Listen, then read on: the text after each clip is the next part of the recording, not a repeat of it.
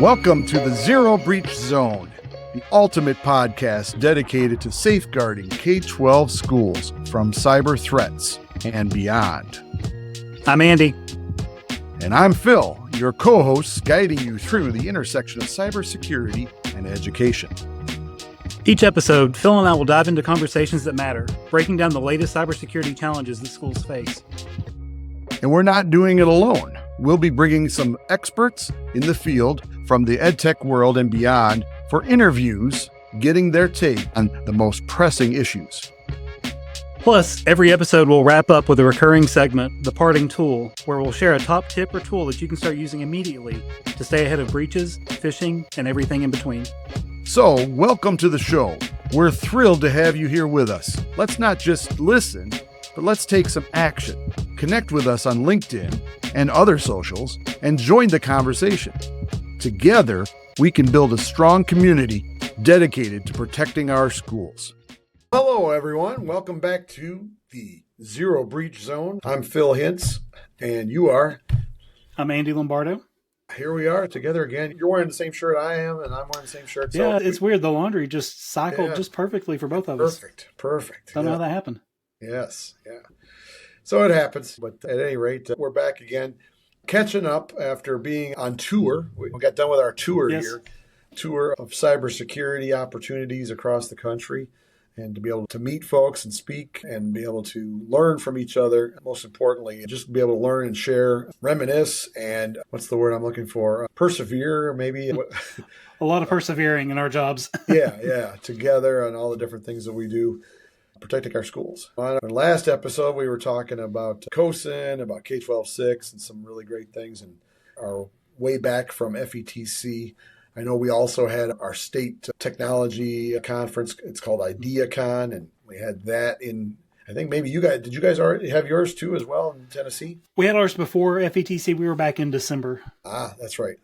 So yeah, then we have one coming up in July that is geared towards just the technical staff. So December is our ed tech in general. So it's got tracks for teachers, tracks for administrators, tracks for tech staff. The one coming up in July is my favorite because it's all of my peers. Looking forward to that one always. Yeah, that's cool. Yeah, and actually a good friend, maybe we'll have her on sometime. Wanda Terrell, you know Wanda? Yeah. Yeah, she's pretty cool. And I got to see her at COSIN. I didn't mention that in the last episode, but got to see her at COSIN, and she's doing well. And she's always getting certified in something. That's amazing. Love to learn from her all the time. So I'll have to maybe have her on sometime. Yeah.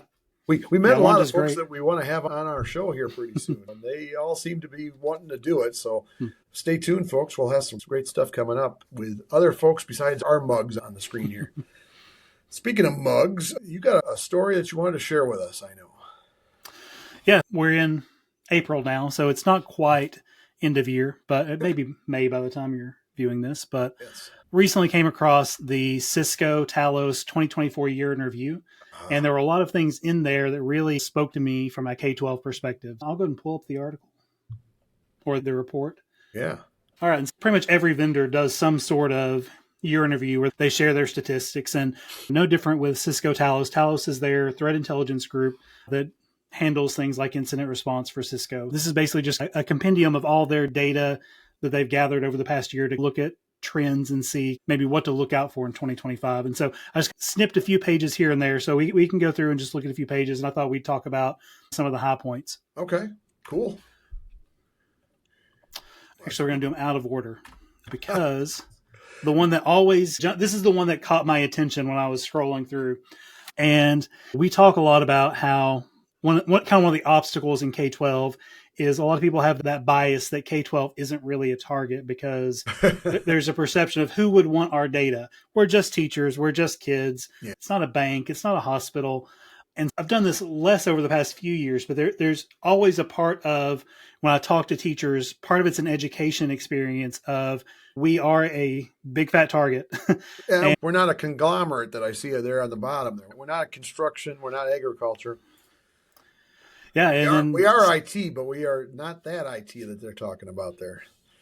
Yeah, and so we head up the top of the list. And this is just the number of ransomware attacks in 2024.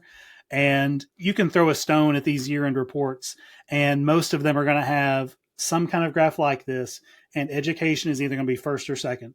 Yeah. That always just really, when you see it in a bar graph, it makes it real. This is basically based on their data that they've seen from ransomware attacks in the past year. The education has a substantial lead on the other industries. I would have thought finance would have been up there. I would have definitely thought healthcare because of the amount of data that's there. And finance usually fights Social Security numbers, and healthcare sometimes does too, especially with Medicaid and all that. But yet education, and I see the headline right there, higher education hit hardest. So not just K-12, but higher ed. Right. In 2024 in particular. And I didn't snip the second one, but there was a second page that talked about overall attacks. And so on the overall attacks chart, education was second, but just barely second to healthcare. And ransomware, we led ransomware. Yay, we won. But then only second place in overall attacks. But it was a very narrow margin. Yeah. And then they gave some additional guidance to answer that question of why are schools such an attractive target. And these are things that shouldn't be a surprise to any of us who work in K-12 cyber. The one that always jumps out is insufficient funding. There was also a report that came out from COSIN, I think around the time of the COSIN conference, where they released a national student data privacy report. Yes. And there's some great details in there. But one of my favorites, whatever the opposite of favorite is, they talked about how when you have tech leaders like us who are in charge of student data privacy, that 73% of people in our role don't have student data privacy protection as a part of our job description. Oh. But it is a part of our job. Yep. And so it's one of those, we fly under the radar with all the things that we're covering. Yeah. And so there's not really that funding pumped into our budget. Our listeners may remember we had Michelle Krieger on, and that is her job description, right? She is in charge of student data privacy. Yeah, and that's anytime I think of Michelle, I'm blown away by the fact that there are places that can have a person doing that job. It's beyond my wildest dreams. Yeah. It's another one as other duties as assigned type of thing. And that leads into some of the other things that make us an attractive target, like the irregular monitoring. We irregularly monitor things because we are insufficiently funded. We don't have the people in the seats doing the job. I know for us personally, that kind of SOC analyst role falls to me in my district. And pretty much every day, the first 3 hours of my day, I'm responding to SIM alerts of things detections that have happened over the past 12 to 24 hours.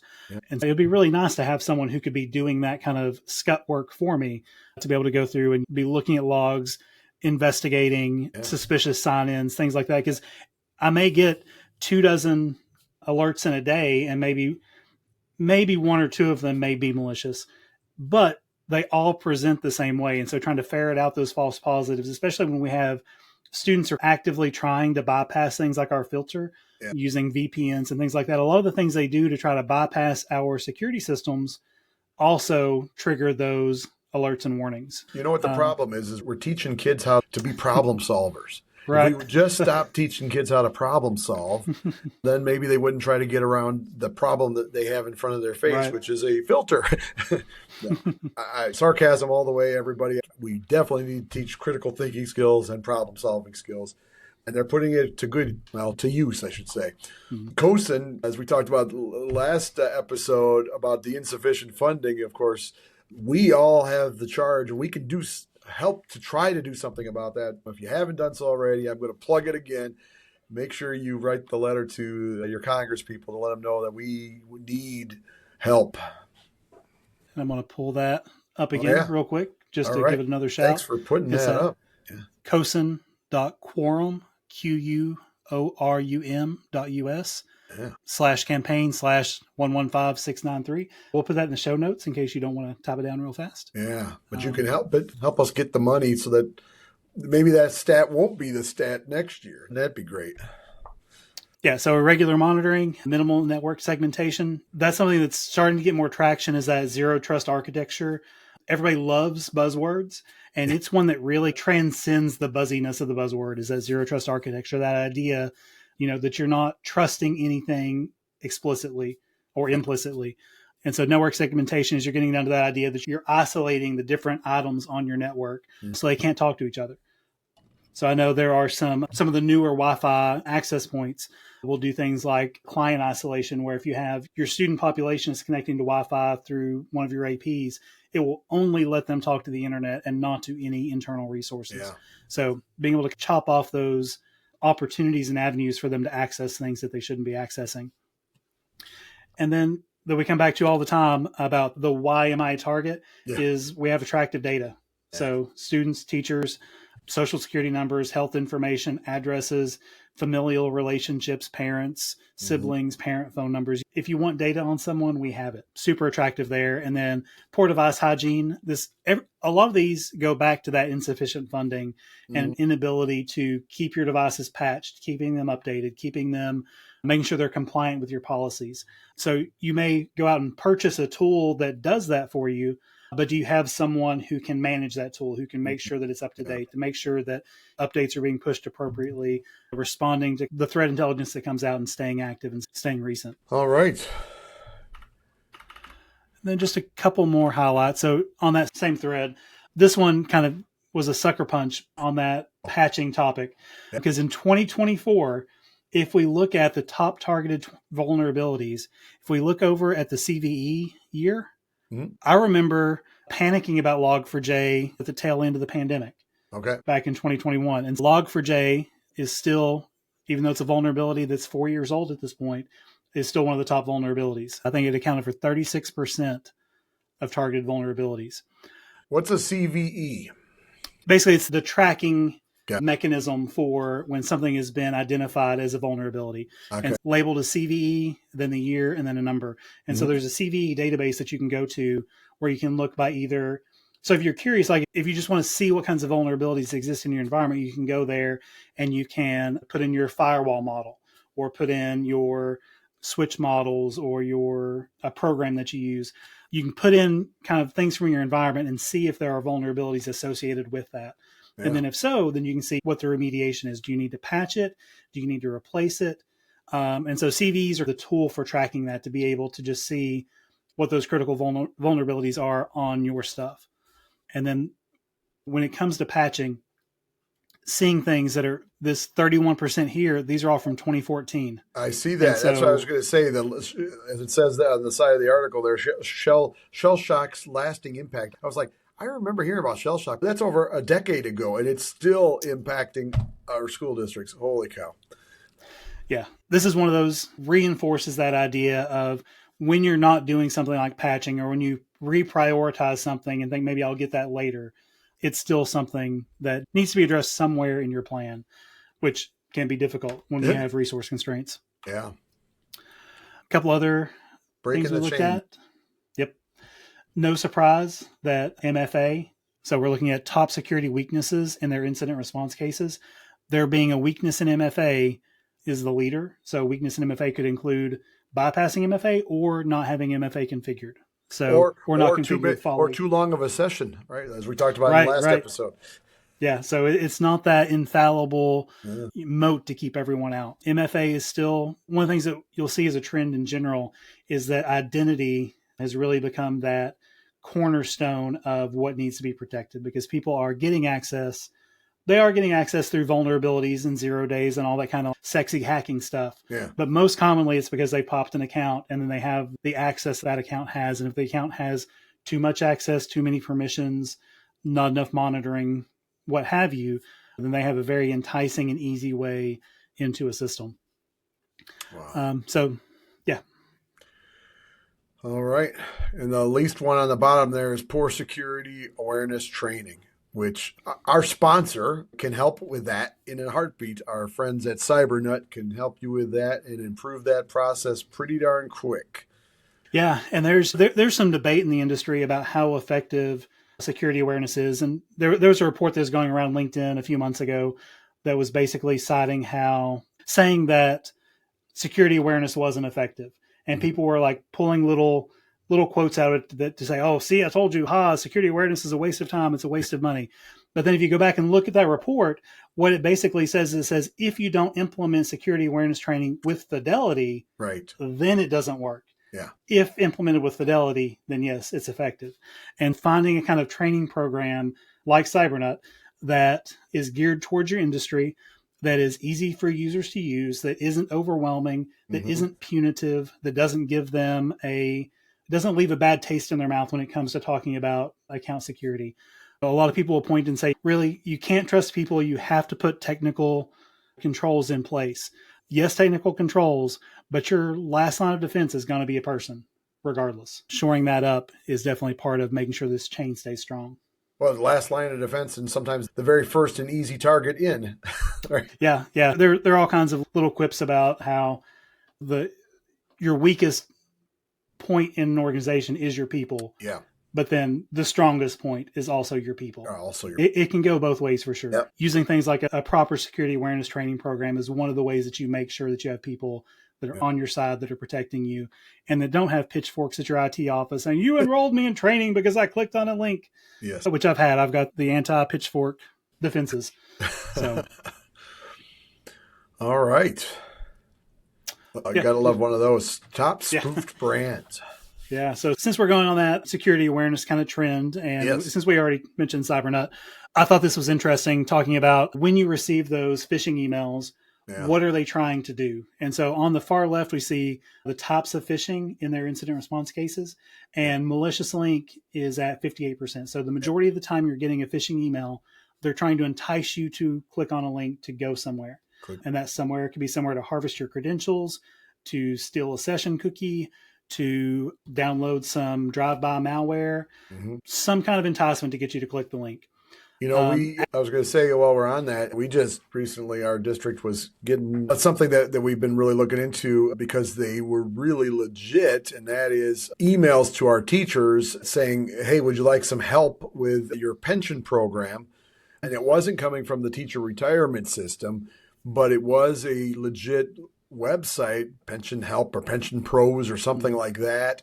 But as we started looking at it, we started getting, there was different variations of the same email and different variations of the same domain. And for the most part, it was legit. Like, these are legit companies trying to get business from teachers.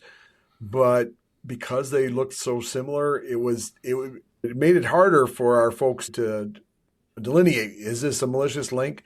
And I always tell them, hey, I've got my canned response. When they ask me, hey, Phil, is this a bad email? I say, when in doubt, click on the little squirrel and it'll either, if it's one of our campaigns, you're going to get some acorns, you're going to win the award. If it's not part of our campaign, you will have done your job to protect the district. Yeah. And that's an important part, building that. So same thing here. I guarantee that I have some of those same email messages from the same sender. I'm responding to some of those every single day, and same message, they switch domains, they switch usernames. I guarantee I'm getting the same messages. And we are working with one of our companies that we use for email security. So we try to be cybernuts in awareness, but the email security is a proactive approach. Or sometimes a reactive approach. Actually, I should say it that way. So I think CyberNut's more proactive, where we're trying to avoid it from happening altogether. But we're working with that company and to train its AI, because it utilizes some really strong AI to be able to recognize when there might be something coming our way.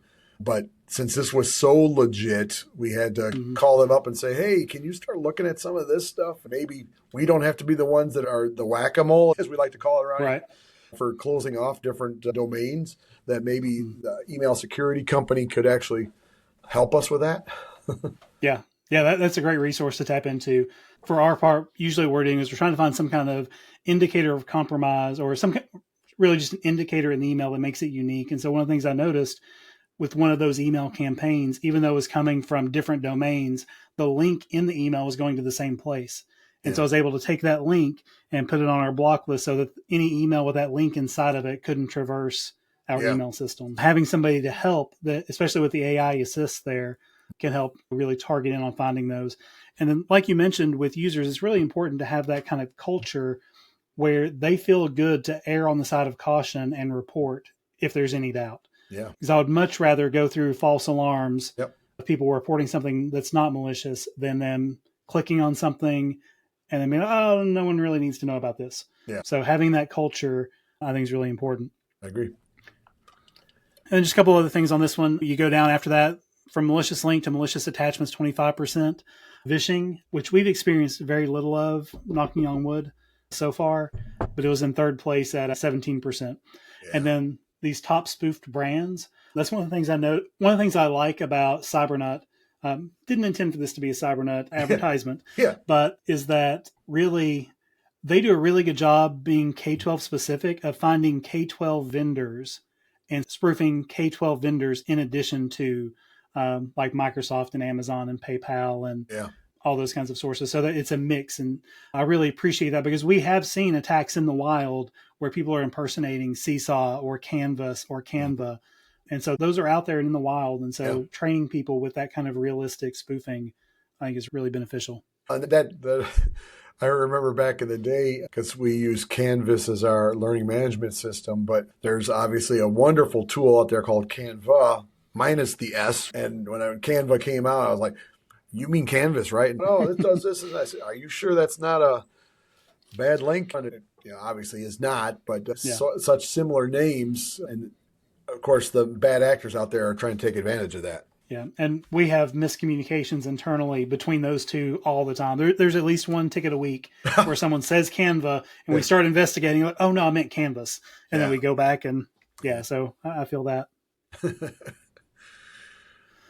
Just a few more we'll go through. If we looked at those commonly spoofed domains, these are some of the most common terms in subject lines. So I talked about trying to find those indicators. Yeah. These are some of the indicators that you can be looking for.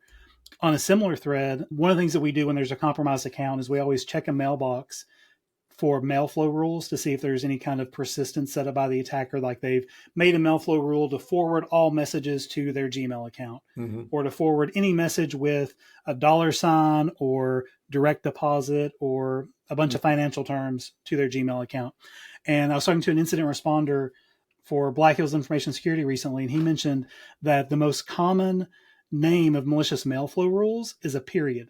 I'm guessing thinking that it just would be unobtrusive, that you wouldn't see it. Right. But having that knowledge of knowing a common indicator is a mail flow rule with a period, then you can start getting proactive in your environment, and you can use things like PowerShell to search for messages in your Microsoft environment. I'm sure there's probably a Google analog, but be able to search for those mail flow rules. And so you can proactively hunt them out and see if they're there if you have that kind of threat intelligence.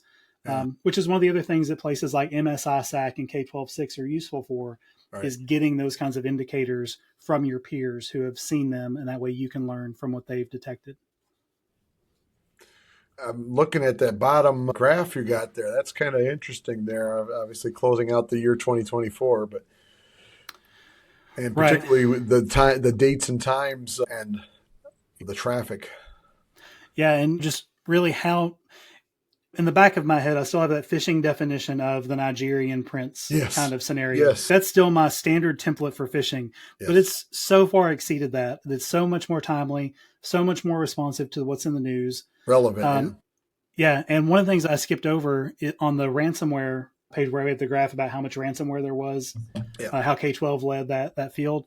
One of the other things it mentioned is that the most prevalent time of the year for ransomware is spring and summer. And so for schools, as we're moving into testing season and things like that's the time. April was the largest month for ransomware attacks in 2024, according to Cisco. So we're getting ready to move into that part of the year. So we also see this true on Fridays and Mondays. So Friday afternoons and Monday mornings are when we get the most phishing emails. Wow. People are least likely to look at it. All right. Very cool. So if people wanted to see this review, where could they get this review? Yeah, if you just Google 2024 Cisco Talos report, that'll take you to it. But we'll also try to throw it in the show notes. All right. All right. Very good. Before we go on to did you want to share anything else with that? I didn't mean to cut you off there. Oh, no, that's fine. There are plenty of things in there. We could talk about this for hours. So there's a lot of good nuggets in there. And the way you saw that it's a white paper basically, but it's very graphic. It's very easy to scroll through and get some very actionable details and statistics really quickly. So definitely advise giving it a look. And something I just thought of, like this would be great to not only review with your executive cabinet, your school district leaders, but also possibly to talk to the school board about when you're asking them for that new firewall upgrade or whatever. Hey, here's what the data is telling us. We always want to make data-driven decisions, and here's the data, and we are vulnerable. And it's not just healthcare that needs a firewall; it's us. Yeah, and especially if you can pair that with your own data. Yeah. So, like for us, like I run reports pretty regularly to see how many malicious login attempts we have in a day. And for us, that number stays pretty steady around 40,000 attempts a day of people trying to log into our Microsoft environment who are illegitimate users. Being able to pair some of those statistics, maybe like how many attacks your firewall blocks, and then talk about this is what we see nationally. We are part of these numbers. This is the evidence of where it is hitting us. So it's not abstract. It really is us. Yeah. Being able to pair those together in a clear, concise, kind of executive summary kind of format. All right. There's a tool out there that people are using now that I think you have a YouTube little video about. It's tongue in cheek, but at the same time, a good use of AI. Do you want to share this? We will let it rip. If you want to know how to get out,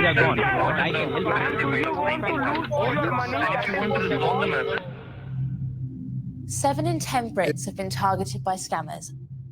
And it's not just our grandparents. I was one of them.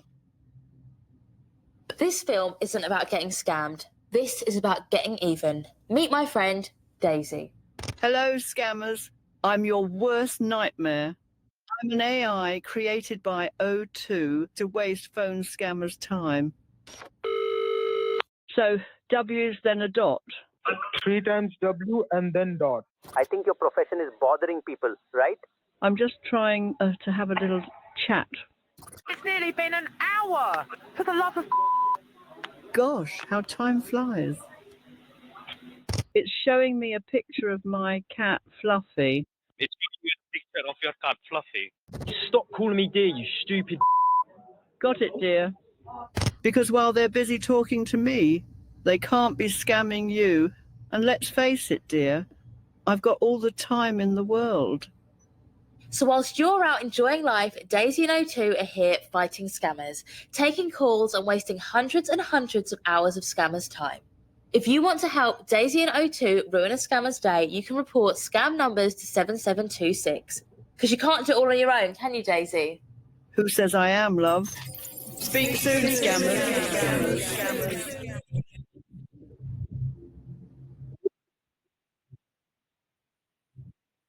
Yeah. That's great. Would that be Granny as a service? Yeah, Granny as a service. I like that idea. Yeah. When I saw that, and obviously I think that number actually works over there and across the pond there, but I don't know if we have one over here, a version of that in the United States here, but boy, wouldn't that be nice. And that's a great use of AI. I like the one where she was holding the phone and she was wearing a rubber glove or vinyl dishwashing glove, but she had her wedding ring on top of the glove. You know, this obvious AI stuff, right? But just the fact that, yeah, you can't fool Granny. Hopefully Shut up and take my money. Yeah, hopefully our listeners enjoyed that. That's a real thing that's out there. It's not like it was just a scam joke or anything like that. That's a tool that's out there. Be interested. And as the attackers kind of power up their AI attacks, we have to power up AI defenses. Yes, yeah. AI offensive and AI defensive. Yes, exactly. So, with that in mind, you mentioned Granny as a service, and I'm going to share my page right now real quick. If I can find my share button, there it is. And talk about a new service that's out there that's not so good. All right. There's an article that came out middle of March. So this is about a month old, depending on when this episode actually airs. It may be 2 months old at that point in time. But it is about officials warn against dangerous Medusa ransomware attacks. Here's how to stay protected. And so as we read through the article, it turns out that Medusa is a ransomware as a service provider. Ransomware as a service. It's hire Granny. You can hire ransomware as a service and get out there this is for the bad actors. But again, we talk a lot of times about our friends at the CISA, the Cybersecurity and Infrastructure Security Agency. And I think I asked you in our last episode, what does MS-ISAC mean? And there it is, Multi-State Information Sharing and Analysis Center. issued a joint, along with the FBI, a joint cybersecurity advisory last week to share information about Medusa ransomware. The advisory is a part of CISA's ongoing Stop Ransomware initiative. And of course, we want to keep CISA funded because they help us a ton. As of February, Medusa has impacted over 300 victims from multiple critical infrastructure sectors and industries, including medical, education, legal, insurance, technology, and manufacturing. Originally, Medusa operated as a closed ransomware variant where all development associated operations were controlled by the same group of cybersecurity or cyber threat actors. It has since shifted toward an affiliate model where developers and affiliates called Medusa actors use a double extortion model where they encrypt victim data and threaten to publicly release exfiltrated data if a ransom is not paid. The ransom note demands victims make contact within 48 hours through a browser-based live chat or an end-to-end encrypted instant messaging platform, according to the advisory. And then victims can also be contacted directly by Medusa actors via phone. So Granny might help with that. I don't know. Via phone or email if they don't respond to the ransom note. Medusa also operates a data leak site, which shows victims alongside countdowns to the release of information, according to the advisory. And that's something that always worries me, Andy, is they may have already... There's places that have already been attacked that may not even know they've been attacked. They may have already had data exfiltrated, and the bad actors are just waiting for that time and moment, that 0-day moment where they can release it 5 years from now, 10 years from now, 6 months from now, and you just never know, and it could have happened years ago, literally. It scares the heck out of me. What do you think about this? Yeah, and we've had a lot of conversations around that with the PowerSchool data breach. Because they mentioned in their kind of communication, PowerSchool did, that as part of the negotiation and paying for the attackers to not release the data, that they watch the attackers delete the data from their computer. And trust as you may have in a criminal, it's a little worrisome. Is that going to pop back up sometime? And then secondly, talking about ransomware as a service, as more information has come out about the PowerSchool breach, it seems that, or at least there are a lot of people that theorize that it was a ransomware as a service attack, because from the CrowdStrike report that was released, where they went into the incident in more depth, they originally announced that the initial compromise happened in mid-December. I believe it was like December 15th or 16th, 17th, somewhere in that neighborhood. And that's what we were informed about during that initial call where they informed customers that they were part of a data breach. And what CrowdStrike found is that there was actually initial access back in August. And so the theory is that there was a ransomware as a service. Someone got that initial access, which happens enough that there's a term for it, an initial access broker, someone who basically cracks into a system and then sells credentials to the system to someone else in that ransomware chain. And then they can piece that together with their exploit, and then they can sell that to an end user who can say, okay, I would like to give ransomware to this organization. And they're like, okay, I've got their credentials in my list. I've got this ransomware I can deploy. Okay, we'll do it for this much percentage of the ransom. And so that's a really scary business model.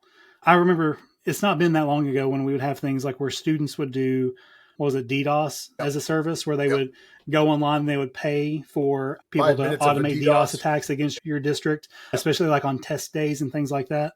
This really ratchets that up, an order of magnitude above that loss of availability from a DDoS attack to all the way to if you could potentially have a disgruntled employee or disgruntled student who decides to invest a few $100s or promise a portion of the proceeds to a ransomware as a service attacker. Definitely something to lose sleep over.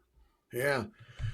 As mentioned in the article, they give you some ways to protect your organization from the Medusa ransomware. They got number one, require VPNs or jump hosts for remote access. And I know you've talked about, there's a couple sites out there, a couple tools out there about VPNs, a different kind of VPN that offers for an encrypted end-to-end access. I can't remember top of my head. And one of the things that kind of the move I love talking about zero trust and identity, and how identity is, it sounds like a buzzword when you say it, but identity is the new perimeter. So when you watch the movies and NCIS and criminal minds and all those things. Like, I've breached the 13th firewall. We're not defending a perimeter anymore. We're defending identities. Yeah. And when you're looking at a remote access solution, the traditional way 10 or 15 years ago was to say you had a system you wanted to access remotely. You would maybe expose its RDP ports and port forward it so you could access it from outside. If you don't put any restrictions on it, then anyone can scan your IP and try to connect to that RDP service. Yep. And so really we're moving to a model now where even more than VPNs really is making that kind of end-to-end encrypted tunnel with tools like Cloudflare, where you can make a connection using software without having to do like the full VPN thing. But then the added perk to something like that is then you can add layers of identity protection like MFA or phish-resistant MFA, or you can add geofencing, or in Cloudflare in particular, there are hundreds of ways you can restrict who accesses your Cloudflare tunnel. And the front layer of that begins with identity. So if you can have a strong identity in front of that tunnel, then people can't just scan your IP and look for ways to connect. Yeah. There's other ones here that we've talked about many times. Require employees to use long passwords, or consider not requiring frequently recurring password changes, which can weaken security. MFA, we keep talking about that. I like we got to go down a little bit. Keep all operating system software and firmware up to date. You would think some of these would be no-brainers, but obviously it's something we still have to pay attention to. Something you mentioned in your last article, the segmenting of networks to prevent the spread of ransomware. And one thing to point out between what we talked about previously and the list we just went through, none of those are an expensive product. Right. It's cleaning up that cyber hygiene, doing the basics right and doing the basics well. Yeah. And, that's a soapbox I'll get on any number of times of before you spend the money, make sure you're doing the basics. The basics. Identify, detect, and investigate abnormal activity and potential traversal of the indicated ransomware with a networking monitoring tool. To aid in detecting the ransomware, implement a tool that logs and reports all traffic. Those are all good things that we've talked about a lot here. And the article goes on about recent cyber attacks and critical infrastructure, you name it. But I'm going to stop sharing for now. A really good article, and it reinforces the need for us to always be talking and be vigilant about cybersecurity. And I love how that you brought up it doesn't have to cost a fortune, at least the basics to get started. That's half the battle, right? It's just getting started and doing something. Right. Something is better than nothing. And we often give plenty of tips here on how to get started with something. So I'm going to pass it to you as we close out today's episode. Your parting tip that you might have. Let's see. We didn't plan this, but actually my parting tip has a little to do with that remote access question. So. Good. Yeah, we did not plan that. Great minds think alike. That's right. Telepathy going on here. Okay. So if you're familiar with a tool called TeamViewer. Yes. It's one that I'd used previously and ran into all kinds of frustrations with it. There are a ton of tools that do... Just a second. What website is this on that I'm seeing right there at the top? Thank you for the plug. This is a blog article on my blog, edtechirl.com, where I put all kinds of tips of the day, tools and tips and tricks. So thank you. Yeah, so TeamViewer, industry standard for remote access for being able to render remote support. Also an industry standard for attackers to use to try to trick people, social engineer people into giving remote support. Yeah. And I ran into all kinds of administrative trouble with TeamViewer, partly because we're an educational institution and it's the hardest organization I've tried to do tax exemption with.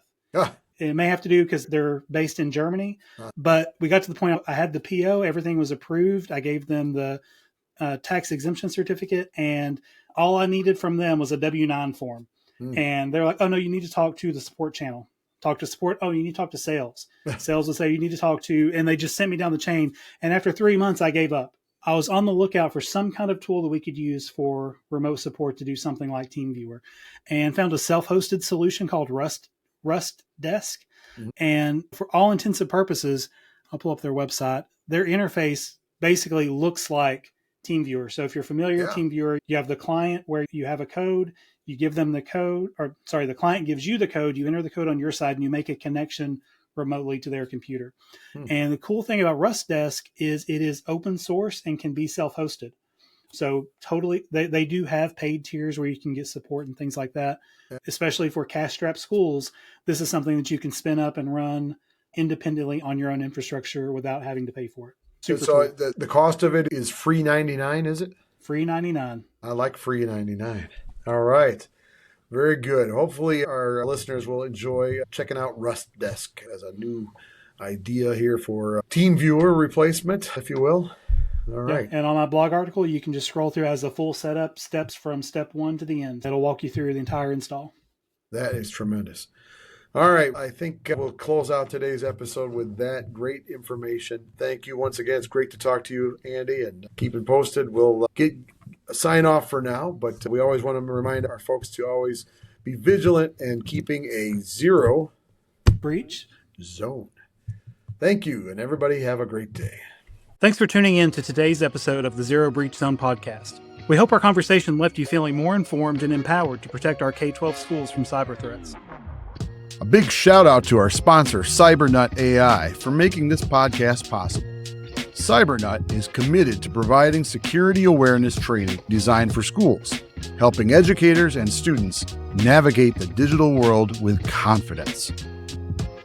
If you want to learn more about how Cybernut can help strengthen your school's cybersecurity defenses, head over to their website, cybernut.com, and sign up for their training program. Together, we can create a safer online environment for everyone in our educational communities.